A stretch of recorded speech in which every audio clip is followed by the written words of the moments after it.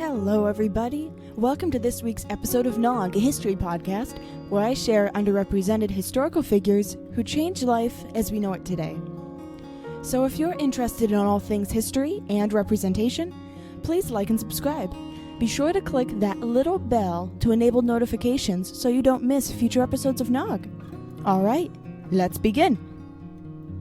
Sor Juana Ines de la Cruz is compassionately referred to as the 10th Muse, known by many as the greatest poet in Colonial Mexico, and now known to represent the first feminist writings in the New World. This nun created quite the splash in Golden Age Mexico. This is her story. Sor Juana Ines de la Cruz, becoming a nun for a quiet place to read.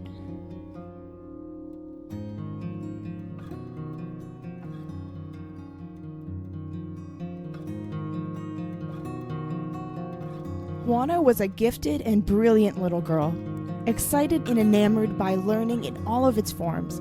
Born in 1651 in poverty, she did not have as many opportunities to pursue education as the boys and the rich had. She became jealous when, at the age of 3, one of her elder sisters began reading lessons. She says that out of affection for her sister and a desire to know what was happening, she followed her sister through the streets to her lessons, and upon arrival, deceived the abbess. Her deception was that she told the abbess that her mother had intended for her to receive reading lessons alongside her sister. Apparently, she was such a natural that by the time her mother found out about the arrangement, she had learned how to read. As a young adolescent, she wore men's clothing and begged her mother to let her go to university to learn among the men. Her mother refused, so Juana built her own future to be able to study. This affection for literature would follow her through the rest of her life and fuel her lifelong career as an avid poet, playwright, composer, and occasional theologian. But more on that later. Once it was clear that marriage was not her goal in life, Juana entered the convent. She was advised that it would be a good fit for her. Straightforward from the beginning, she made it clear that she was not a devout woman, at least devout enough for the sisterhood. But she was assured that her devotional act of composition with her written work and pursuit of knowledge and learning was in celebration of God's creation. Without the looming societal distraction of marriage looming over her, she was able to compose historically praised works that are valued even today. That's the best way to find a quiet place to read, if you ask me. She had several wonderful years of blissful access to an ever-growing personal library and even received worldwide acclaim for her dazzling works. She wielded words like a dancer twirls a ribbon, deliberate, precise, yet flowing with a deceptive ease. At this point, she was heralded for her strong-handed way of chastising those who kept learning and knowledge from women. She was all about educational equality. You see, this was the 1600s, and especially with the Spanish Inquisition still hanging dangerously over everyone's heads, many of the things that she wrote about were borderline dangerous. She expressed almost radical ideas on the importance of the pursuit of education and learning, on the innate desire and need to learn, to wonder. Her stance on women being deserving of a seat at the table of intellectual discourse also was not popular among the core of the church. However, at this time, she continued her work unperturbed in her wondrous writings and intellectual musings. For you see, Mexico was a long way from Spain, and the Inquisition felt like a faraway danger.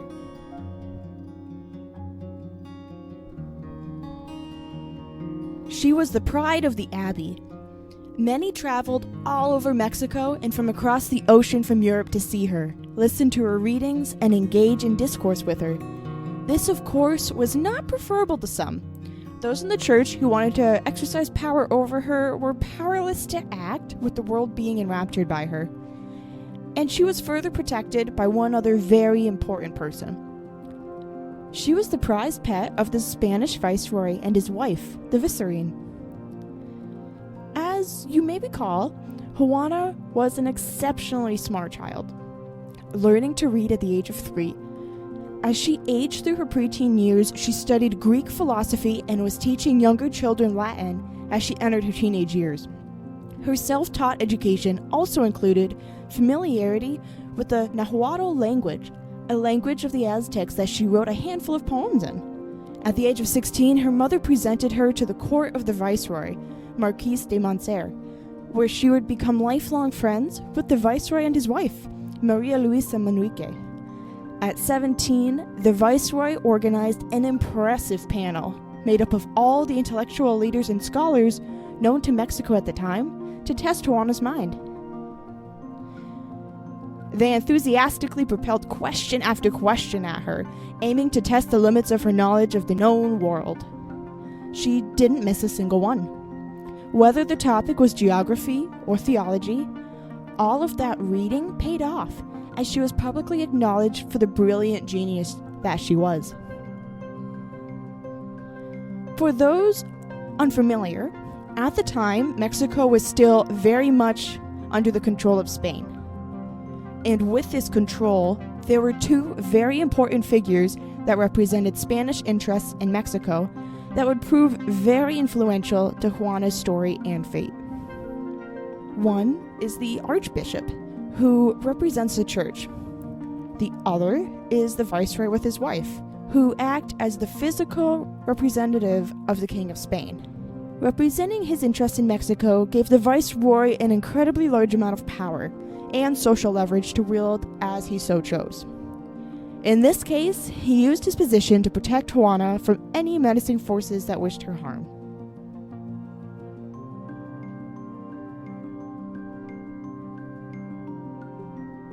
She was doing good work that was bettering mankind with its notions of inclusivity and her critical analysis and criticisms of current theology.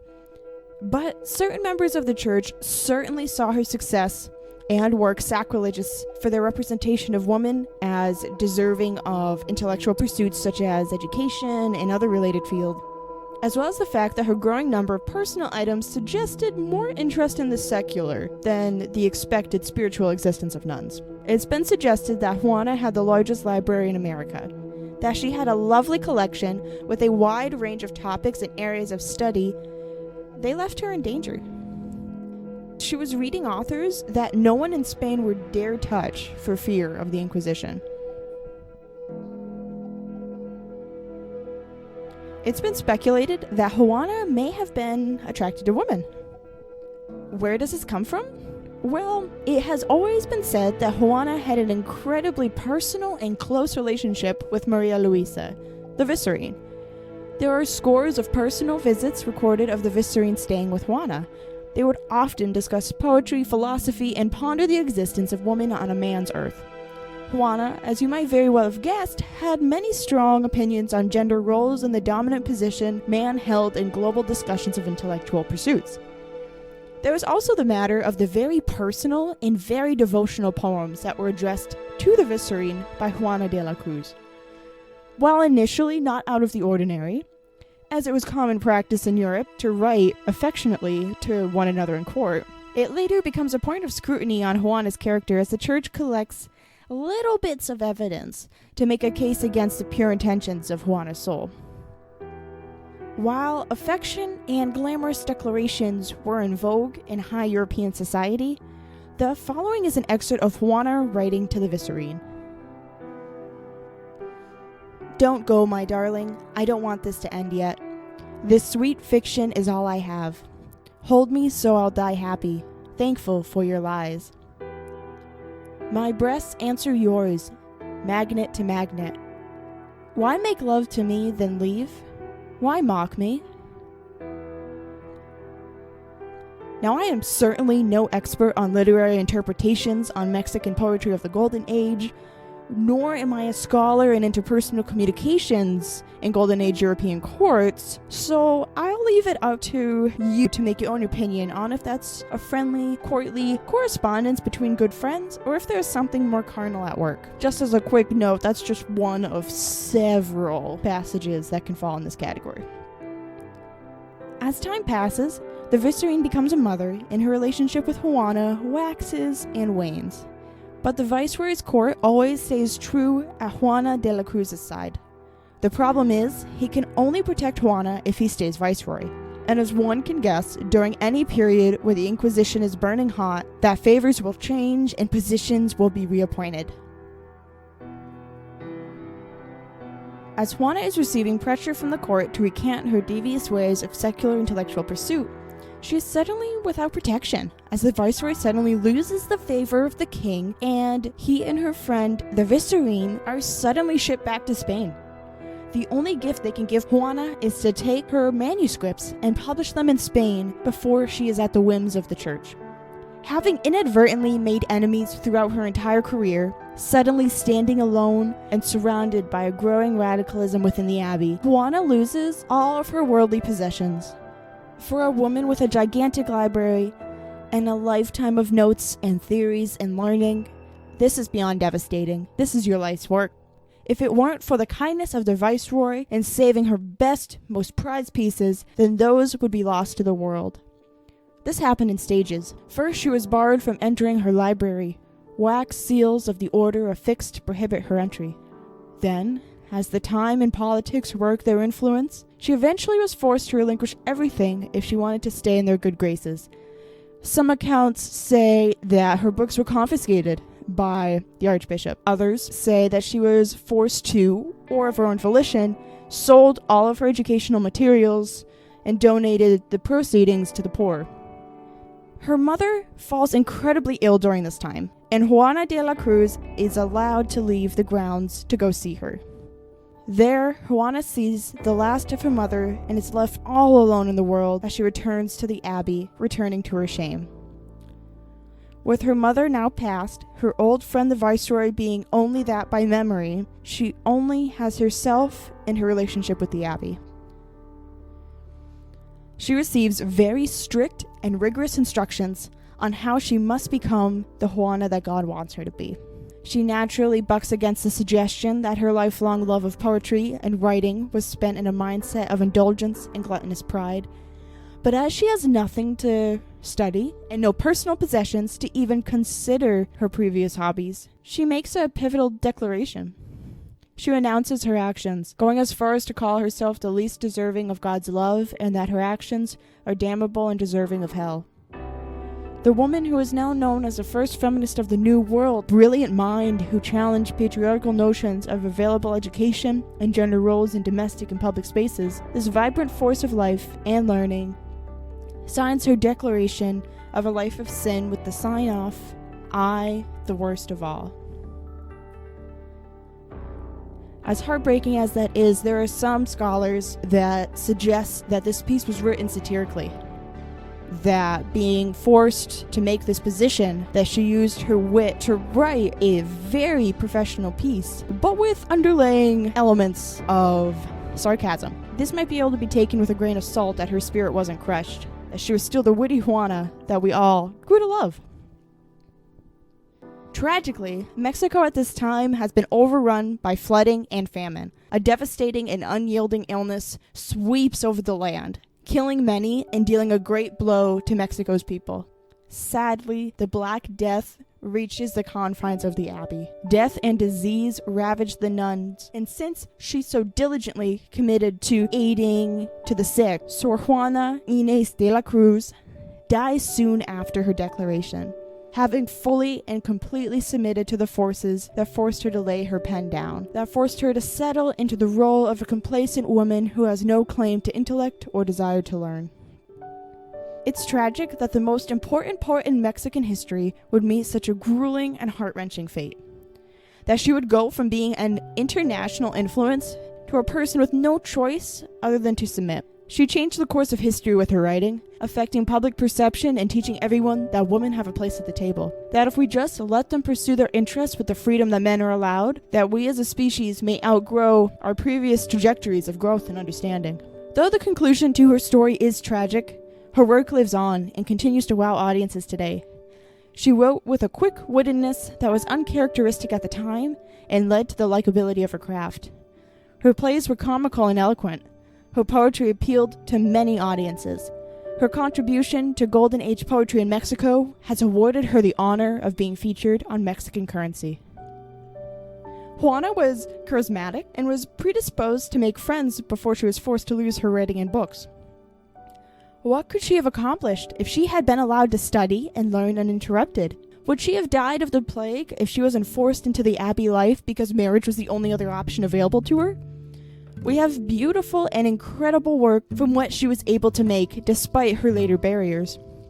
Her piece, First Dream, explores the path and nature of learning, and it's one of her most famous pieces. What else could she have written if she was allowed to pursue her career like the men in her time? What does that say about how we value women then and today? Are there parallels between her society and today, with a woman choosing between having a family and having a professional passion? I had a wonderful time reading, listening, and learning about this firecracker of witty intellect and passion. Sister Juana led an exciting existence. It's even more impressive when you realize that she accomplished her literary masterpieces while living isolated as a nun that spends her days praying 5 times a day. She was a master of poetry, composition, playwriting, and theology, and she surely deserves international recognition for her work. She very well may have also been an LGBTQ historical icon. Thank you for listening to Sor Juana Ines de la Cruz, Becoming a Nun for a Quiet Place to Read. Go ahead and ask questions in the comments, and don't forget to like and subscribe. In 2 weeks, I have a new episode coming out with NAWG, a history podcast. So don't forget to like, subscribe, and share this video with someone who you think would like it. I invite you to join NAWG on Facebook and Instagram. Those links are in the description below. Thank you for listening, and we'll see you next time.